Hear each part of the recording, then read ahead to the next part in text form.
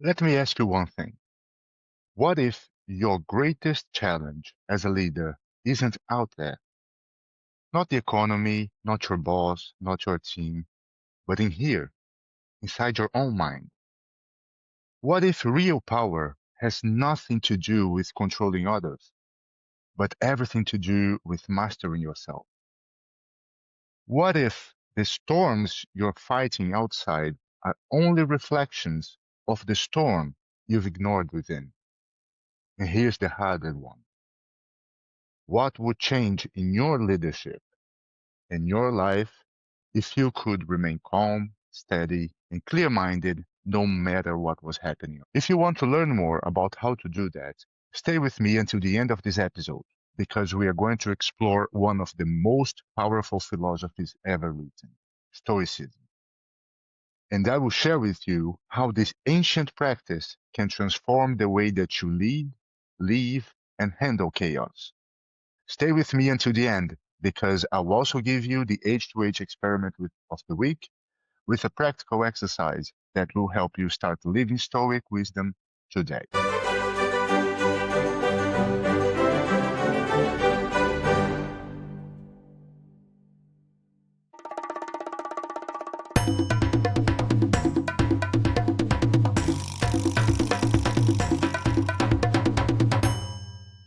Hello, everyone, and welcome to the H2H experiment.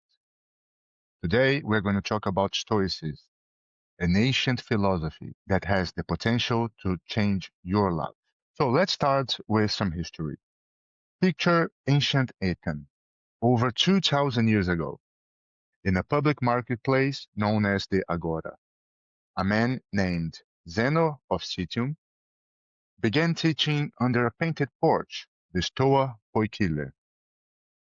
That's where the word Stoicism comes from, the porch philosophy. Zeno, followed by thinkers like Epictetus, Seneca, and Marcus Aurelius, built a philosophy that didn't belong in temples or ivory towers.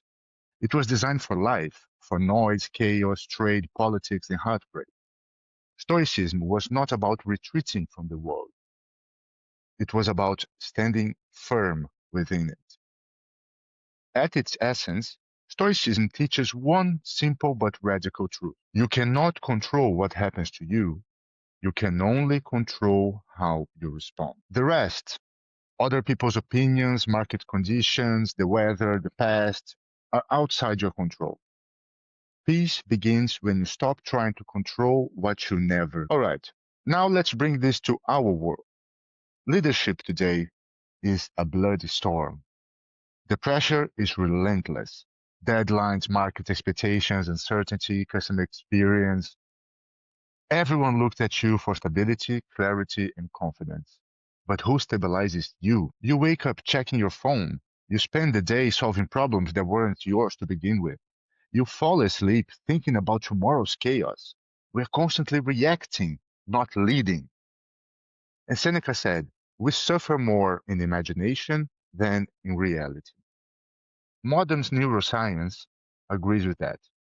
The human brain reacts to imagined threats the same way it reacts to real ones. When your mind obsesses over worst case scenarios, your body lives them. Your body is going to respond in the same way if you have a line in front of you or if you are concerned about a meeting, a difficult meeting that you have tomorrow, because you're already setting up scenarios in your mind about the challenges that you're going to face. So the body reaction is the same. The Stoics understood that the mind left untrained is a storm.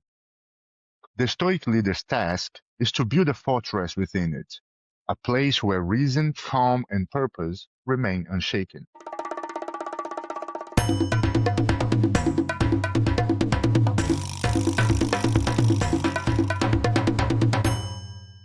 Now, digging a little bit deeper into the topic of control. The foundation of Stoicism is what we now call the dichotomy of control.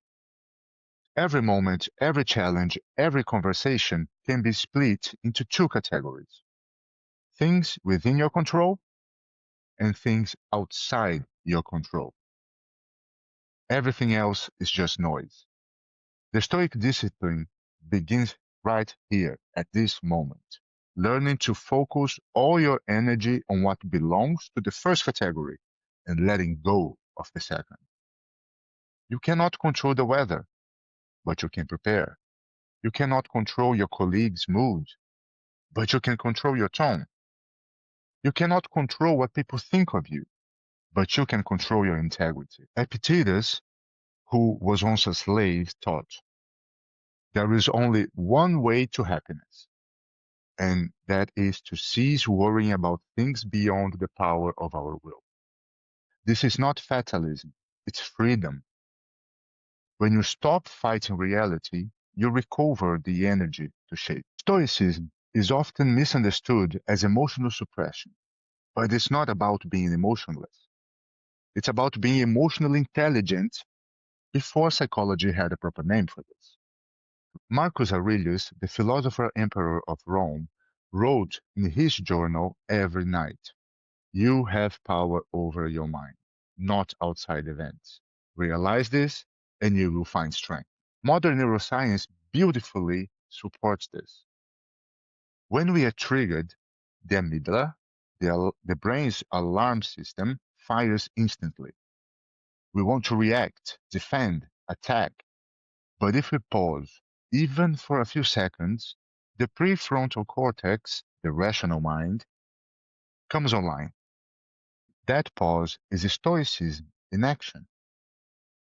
It's the sacred space between stimulus and response, the place where wisdom lives. Many people defend that this moment that we have between stimulus and response is free will itself. The Stoic doesn't run from emotion. And this is something that we need to make very clear. Whenever we're talking about someone that is a Stoic, we tend to connect to lack of emotions, but that's not the point. The Stoic learn to witness it without drowning on it. They don't suppress anger or fear, they understand it, transform it, and act from clarity, not chaos. That's emotional mastery, and that's leadership maturity.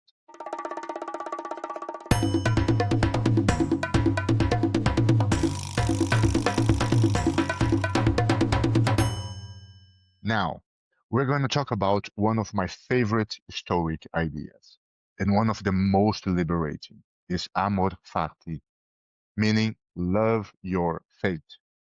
It's not about passive acceptance, it's about embracing life as a teacher.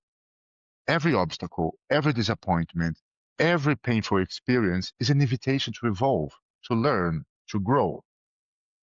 The Stoic doesn't say, "Why is this happening to me?"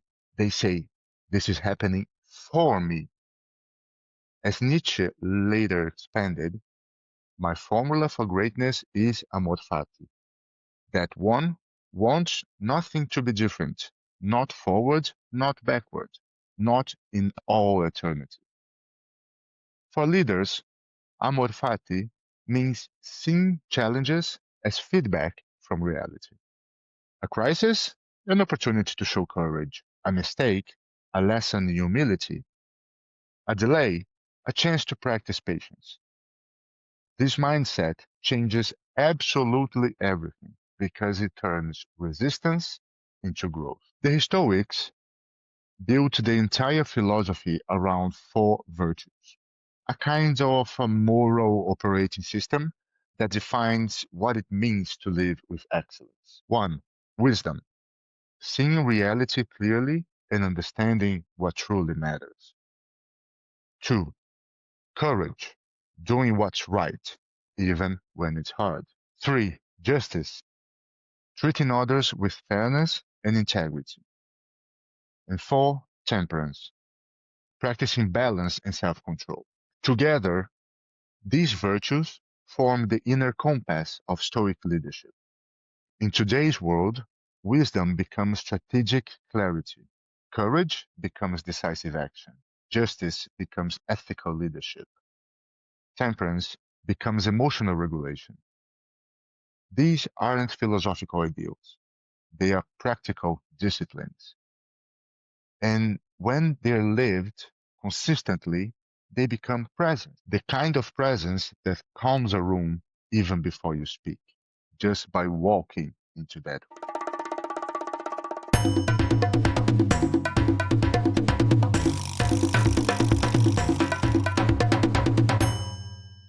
All right, now here's something very interesting. It may sound a bit dark, but Memento Mori is actually one of Stoicism's most life-affirming principles. It means remember that you must die. I told you, it sounds a bit dark, but hang on. Marcus Aurelius would remind himself of this every single day, not to be morbid, but to stay awake and alive. He knew that death is not the enemy, forgetfulness is. Forgetting how brief, fragile, and sacred this life is makes us petty, reactive, and distracted. When leaders remember impermanence, they stop wasting time on ego battles and focus on what truly matters, creating meaning, helping others grow, and leaving things better than they found. As Seneca said, it's not that we have a short time to live, but that we waste much of this. Memento Mori is not about fear, it's about urgency for the right things. If you remember our episode about Buddhism, we also talked about impermanence. And because that's one of the foundations of Buddhism, is to believe, to understand that everything is impermanent. Life is impermanent. Okay, now let's bring it home. In modern leadership, Stoicism translates into what psychologists call cognitive reframing, the ability to reinterpret challenges through a constructive lens. It's emotional regulation, resilience, mindfulness, and strategic awareness rolled into one ancient philosophy. A Stoic leader doesn't react to every problem. They zoom out. They ask, what's really happening here? What's within my control? What can I learn from this? They lead from a place of calm intensity, detached from drama, anchored in purpose. That's the power of the inner fortress.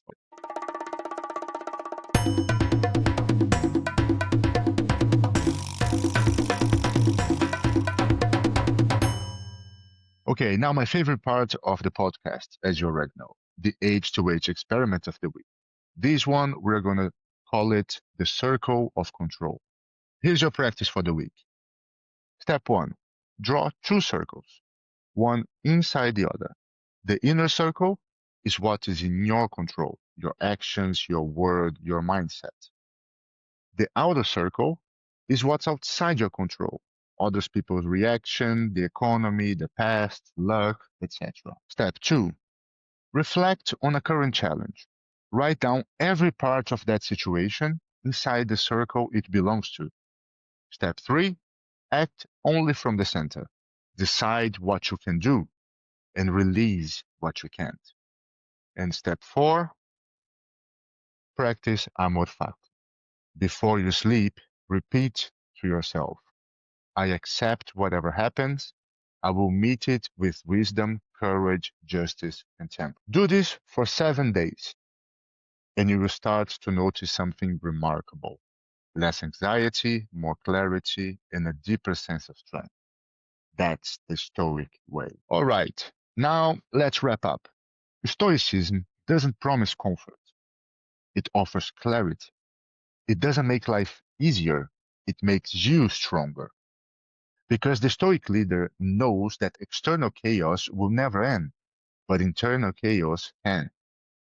So remember this. You can't control the storm, but you can't control your sail. You can't control others, but you can master yourself. And you can't change what happens, but you can always choose who you become through it and how you react to it. Thank you for joining me on this journey through ancient wisdom for modern leadership. This was the last episode of the series. We went from Hermetic balance to Buddhist mindfulness to Stoic strength today. If you'd like to go deeper, you can find my reflections on LinkedIn or my writings also on this ECXO platform and my videos on YouTube. where I continue exploring what truly means to lead as a human being. And as always, thank you for being here, for thinking, feeling, and growing with me. Until next time, stay aware, stay kind, and stay steady in the storm. Bye.